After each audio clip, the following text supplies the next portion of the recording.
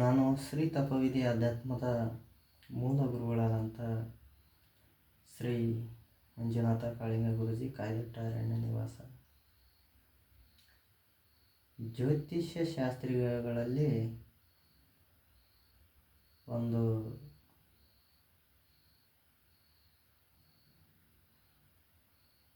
ಶಾಸ್ತ್ರ ಹೇಳ್ಬೇಕಂದ್ರೆ ಒಂದು ಹಿಡ್ತಡಿ ಅನ್ನೋದು ಬೇಕು. ಅದು ಏನಂದರೆ,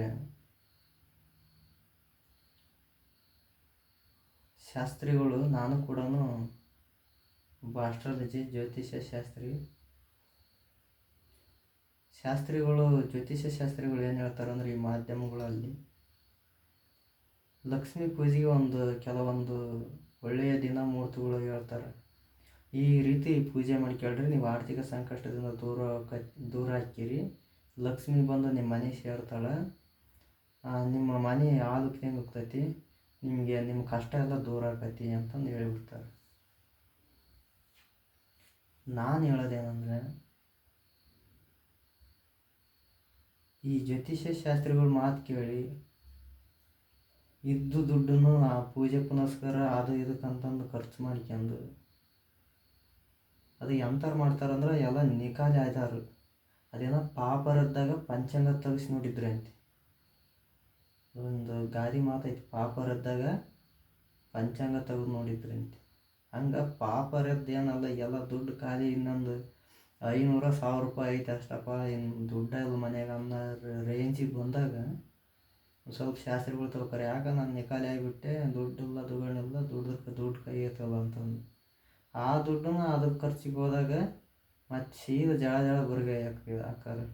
ಅದಕ್ಕೆ ನಾನು ಹೇಳೋದೇನೆಂದ್ರೆ, ದೇವ್ರು ನೆನಬೇಕು. ಬ್ರಹ್ಮ, ವಿಷ್ಣು, ಲಕ್ಷ್ಮೀ ವೆಂಕಟೇಶ್ವರ, ಪದ್ಮಾವತಿ ವೆಂಕಟೇಶ್ವರ, ಶಿವ, ಪಾರ್ವತಿ, ಷಣ್ಮುಖ, ಮಹಾಗಣಪತಿ,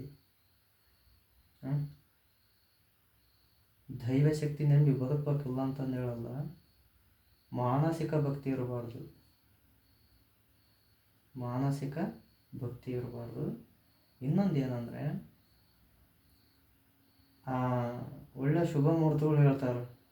ಈ ವಾರ ಶುಕ್ರವಾರ, ಶ್ರಾವಣ ಮಾಸ ಮೊದಲನೇ ಶುಕ್ರವಾರ ಲಕ್ಷ್ಮೀ ಪೂಜೆ ಮಾಡಬೇಕು, ಒಳ್ಳೆಯದಾಕೈತಿ, ಮನೆತನ ದೊಡ್ಡದಾಕೈತಿ ಅಂತಂದು ಲಕ್ಷ್ಮಿ ಬಂದು ಮನೆ ಸೇರ್ತಾಳೆ ಅಂತಂದು ಗುರುಗಳು ಹೇಳ್ತಾರೆ. ಅದನ್ನು ನಾನು ನಂಬ್ತಾನೆ. ಆದರೆ ಹಣ ಬರಲ್ಲ ಮನೆಗೆ. ಲಕ್ಷ್ಮಿ ಅಂದ್ರೆ ಏನು,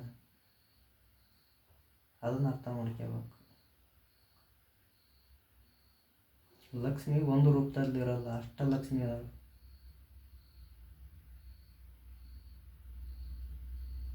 ಇಲ್ಲಿ ಎಫೆಕ್ಟ್ ಏನಾಕತಿ ಅಂದ್ರೆ, ಪಾಪ ಜನ ಗುರುಗಳು ಹೇಳ್ಯಾರ ತಡಿ ಅಂದು ಆ ರೀತಿ ಪೂಜೆ ಮಾಡೋದು, ಈ ರೀತಿ ಪೂಜೆ ಮಾಡೋದು, ಬೆಳಕತ್ತೀರ್ದು ಈ ಅರಳಿ ಮರ ಸುತ್ತರೋದು ಬರೋದು, ಏನೆಲ್ಲ ಮಾಡ್ತಾರೆ. ಆದರೆ ನಾನು ಉದ್ಧಾರ ಆಗಲಿಲ್ಲ, 4 ರೂಪಾಯಿ ಕೈ ಬರಲಿಲ್ಲ ಅಂತಂದು ಯೋಚನೆ ಮಾಡ್ತಾರೆ. ರಿಸರ್ವ್ ಬ್ಯಾಂಕ್ ಆಫ್ ಇಂಡಿಯಾ, RBIಗಳ ಹಣ ಏನಾರ ನಮಗೆ ಬಂದು ಸೇರ್ಬಲ್ದು. ಎಲ್ಲ ರಾಜಕೀಯ ವ್ಯಕ್ತಿಗಳು, ದೊಡ್ಡ ಸಾವಿರಾರು ಕೋಟಿ ಬಿಸ್ನೆಸ್ ಮ್ಯಾನ್ಗಳು ಅದಾರ, ಅವರಲ್ಲಿ ಐತೆ ಅದು ಕರೆನ್ಸಿ. ಅವ್ರ ಮನೆಗೆ ಇರ್ತಕ್ಕಂಥ, ಅವ್ರ ಬ್ಯಾಂಕ್ನಲ್ಲಿ ಅಕೌಂಟ್ನಾಗ ಇರ್ತಕ್ಕಂಥ ಕರೆನ್ಸಿ ಏನಾರ 145 ಕೋಟಿ ಜನರಿಗೆ ತಲುಪಬಲ್ದು. ಯೋಚನೆ ಮಾಡಬೇಕು. ನಾನು ಅನೇಕ ಬಾರಿ ಯೋಚನೆ ಮಾಡಿದ್ದೀನಿ. ಏನಂದ್ರೆ, ಲಕ್ಷ್ಮೀ ಪೂಜೆಗೆ ಹೇಳ್ಬೇಕಂದ್ರೆ ನಾನು ಬಾಯಿ ತಡ ಆಗ್ನಿ ಆಕತ್ ನಂದು. ಯಾಕಂದ್ರೆ ಪಾಪ ಅವ್ರಿಗೆ ಹೇಳ್ಬಿಡ್ತಾನೆ ನಾನು ಶಾಸ್ತ್ರದಲ್ಲಿ, ಈ ರೀತಿ ಪೂಜೆ ಮಾಡ್ಕೊಳ್ರಿ, ನಿಮಗೆ ಕಷ್ಟ ಅಂತ ಬರ್ತಾರಲ್ಲ ಅಂತ ಹೇಳಲ್ಲ. ಗುರುಗಳೇ, ನಾನು ಏನು ದುಡ್ಡು ಕೈ ಎತ್ತಲ್ಲ, ನಮಗೆ ಏನಾಗೈತೆ ಅನ್ನೋದು ಗೊತ್ತಾಗಿಲ್ಲ, ನಾವು ಸಾಕಷ್ಟು ದುಡ್ಡು ದುಡಿತೇವೆ, ಆದ್ರೆ ನಮ್ಮ ಮನೆ ದುಡ್ಡು ಇರಲ್ಲ ಅಂತಂದು ಕೇಳ್ತಾರೆ. ಆದ್ರೆ ನಾನು ಲಕ್ಷ್ಮೀ ಪೂಜೆ ಮಾಡಿರಿ, ಈ ಥರ ಪೂಜೆ ಮಾಡಿರಿ, ಹಂಗೆ ಅಂತಂದು ಯಾವುದೇ ಥರದ ಲಕ್ಷ್ಮೀ ಪೂಜೆಯ ವಿಧಿವಿಧಾನಗಳು ಹೇಳಲ್ಲ. ಕಾರಣ ಏನಂದರೆ, reserve bank of India RBI ಆಗೈತೆ ದುಡ್ಡು, ಲಕ್ಷ್ಮಿ ಅಲ್ಲದಾಳ, ಯಾವ ರೂಪದಲ್ಲಿ ಬರೋಕ್ಕೆ ಸಾಧ್ಯ ಇಲ್ಲ. ದೊಡ್ಡ ಬಿಸ್ನೆಸ್ ಮ್ಯಾನ್ಗಳ ದೊಡ್ಡ ಬಿಸ್ನೆಸ್ ಮ್ಯಾನ್ಗಳ್ತಾಗೈತಿ ಕರೆನ್ಸಿ.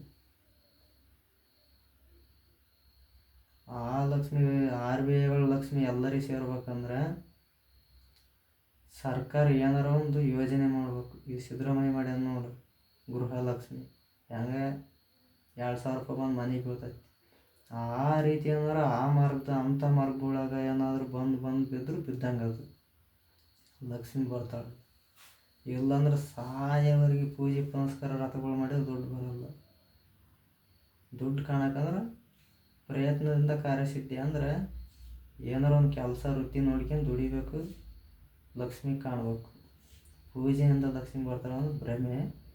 ಪೂಜೆ ಮಾಡಬೇಕು, ಭಕ್ತಿಯಿಂದ ಪೂಜೆ ಮಾಡಬೇಕು, ಶ್ರದ್ಧೆ ಭಕ್ತಿಯಿಂದ ಪೂಜೆ ಮಾಡಿ ಪ್ರಯತ್ನದಿಂದ ಕಾರ್ಯಸಿದ್ಧಿ. ಏನಾದರೂ ಒಂದು ಕೆಲಸದ ವೃತ್ತಿ ಹುಡುಕ್ಯಂದು ಪ್ರಾಮಾಣಿಕವಾಗಿ ಪ್ರಯತ್ನದಿಂದ ದುಡಿಬೇಕು. ಅದರಲ್ಲಿ ಆ ಪ್ರತಿಫಲದಲ್ಲಿ ಲಕ್ಷ್ಮಿ ಕಾಣಬಾರ್ದು, ಇಲ್ಲಾಂದ್ರೆ ಸಾಧ್ಯನೇ ಇಲ್ಲ. ಹಾಗಾಗಿ ಪ್ರತಿಯೊಬ್ಬರು ಅರ್ಥೈಸ್ಕೊಂಡು ಜೀವನ ಮಾಡಬೇಕು.